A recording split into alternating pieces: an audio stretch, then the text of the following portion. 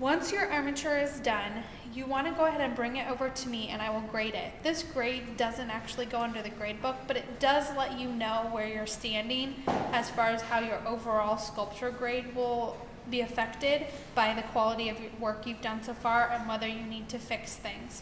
Some of you will have armatures that are just built really well. Everything seems to line up and you might have small gaps, but overall it looks pretty good and it's solid and complete.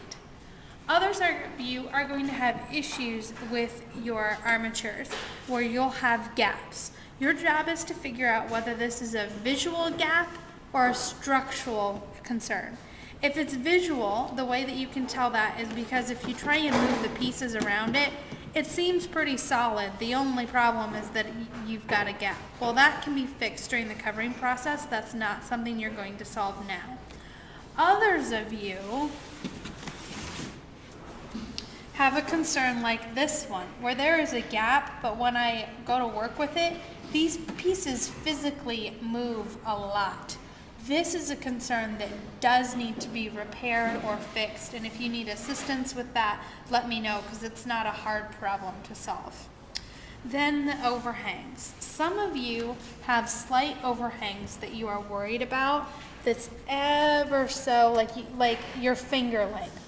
That is an easy thing for us to fix when we do the next covering step. Others of you have overhangs that are substantial, like this one. These cannot get covered up and do need to get cut down.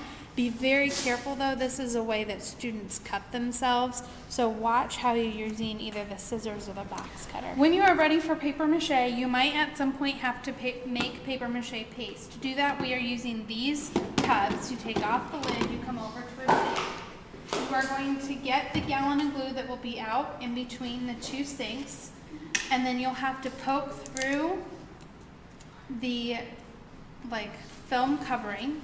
You'll pour some glue into your container, about a cup or two worth, and you'll notice I kind of spin the container to get that little piece, and then always make sure the lid goes back on, that there's no glue on the outside. If there is, wipe it off before you set it back. You are going to add approximately the same amount of water. Always start the water first and then put it under. And you can't screw this up too much. So you look at it and that looks about right. Then, to mix it, you have a couple of choices. The easiest and fastest is with your hands. I recommend physically setting the tray into the sink and then swirling it around. And what you are looking for is the glue and the paper mache paste to totally combine. The thickness that you should feel, it should feel like you're sticking your hand into whole milk to almost like a runny milkshake consistency. So add glue or add water as needed until you have that consistency. When you carry your bin over to the messy workspace, make sure that you're always carrying it with the lid on. Once you get here, you go ahead and take the lid off, and then I recommend setting the lid off to the side rather than underneath the container. To paper mache, you have a couple of different options for how to do this. The first thing that you'll need to do is you'll need to prep your strips, which you just saw in the earlier video. You never ever prep strips in the messy workspace because we never have anything sharp within this space. Then, when you start, I recommend working with strips that are about 3 inches wide and the maximum length is 15. Your first choice is that you can stick the strip into the paper mache paste, and you'll notice it kind of collects like this. I use one hand to kind of squish it down as I go. And then I have to take off my extra. As long as the strip is dripping, I should never put it on my project. So using the peace sign, be simple, not this will not work. It has to be this. 2 fingers, pull down until you can take your strip and shake it and droplets of paper mache paste don't come off. You always seal your sides first, and if you have a gap, you would just seal that over top as well. So sealing your creases, and then you just rub the paper mache in place. and move on to your next strip. Your other choice for paper mache is to use a roller. It's actually messier this way, but you can roll the roller in the paste, and then you can't, if you are vigorous about rolling the roller, you will spray paper mache paste everywhere. So you kind of have to be gentle as you go. The paper mache paste goes everywhere that you want the project to be.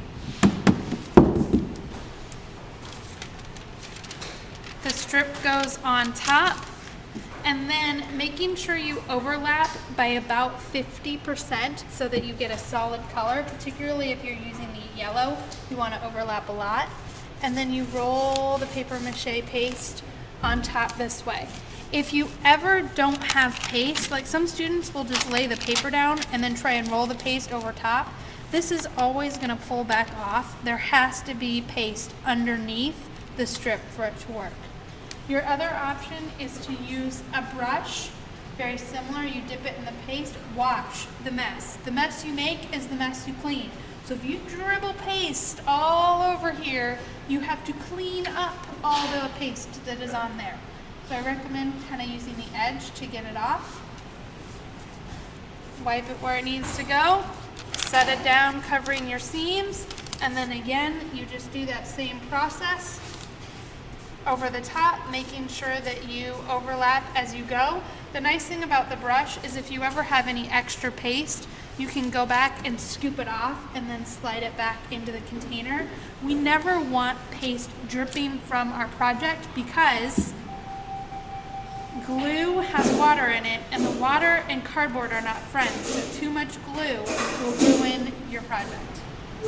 At the end of each class, you're going to have brushes and rollers covered in glue, and if we don't wash these correctly, then they get ruined, and then you won't have them to use the next class time.